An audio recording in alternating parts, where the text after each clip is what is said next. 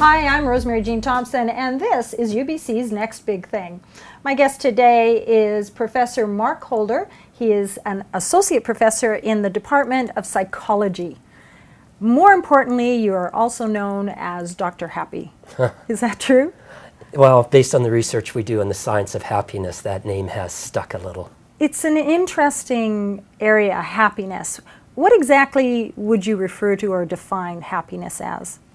Happiness consists of several components to it. We talk about well-being, and within well-being, there's the rational or the descriptive component of life satisfaction, but there's also an emotional affective component, which is the happiness part, and that's what we primarily focus in our research. What makes people happy, what contributes to their happiness, and how can we promote their happiness, make them even happier. Now, what got you interested in this topic in the first place? Well, my background actually is in neuroscience. I'm a brain geek, but within neuroscience and psychology, psychiatry, medicine, it's historically, traditionally about what's wrong with you and how do we promote it. Our research is different than that. We think that diagnosis and treatment perspective is very valuable, but what we want to do is something more. Rather than asking what's wrong with you and how do we fix it, we focus on what's right with you and how do we make it even better. We focus on your strengths.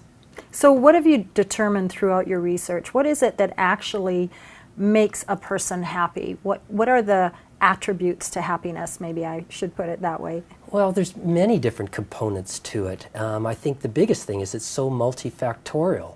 So certainly your social relationships are critical, nurturing your friendships and your relationships with family.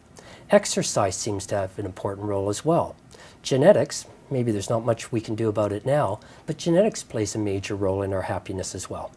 So if my parents or my grandparents tend not to be happy, I'm going to tend not to be happy, or how does genetics work in that? That's pretty close. If really? your parents and grandparents aren't happy, then you're in a position where you can blame them, I guess. Oh, good. I'm a happy person, so I won't good. blame them for that. What does happiness have to do with depression? Is it kind of the opposite of depression? If you're not happy, you're sad, you're depressed, or you're just a miserable person? What's the difference? When I started this research, I thought there was a continuum with happiness at one end and depression at the other end. Right. And as you moved away from depression, you got more and more happy. Turns out the research doesn't support that at all. It suggests that the happiness continuum and the depression continuum are really quite separate. If you make somebody less depressed, they don't actually become happier. And the treatments that seem to promote happiness are really quite different than the things that help us become less depressed. What would you define as the most important things for somebody to be happy? Well, unfortunately, I wish this was like a Reader's Digest or Oprah story we could tell where I gave you a panacea and if you follow this recipe, you'll be happy. Instead, our research suggests that there's many individual differences that contribute to it. So there is not one size fits all. Having said that, however, the things I would suggest are promote your personal relationships, exercise, and have some sort of personal meaning, some reason to wake up in the morning. That could be a spiritual reason. It might be volunteering and help others. It might be acts of kindness towards others. But some additional meaning in life seems to be important. Well, that's really interesting because all of those things that you just described takes you away from the me into the we, takes you out of yourself and into something bigger than you. I think that's exactly the case. For example, when people are given money, in one study, individuals were given $5 or $20. The amount of money made no difference to their happiness, the undergraduates. But those undergraduates that were told to spend the money on others were happier than those that had to spend the money on themselves. So taking out of the me into the we is a nice way of phrasing it, and I think it's supported by our research. Is there anything else that your research has shown about happiness that we would just probably not really think about? Well, I think there's two sides of it. There's sort of a do's and don'ts of happiness.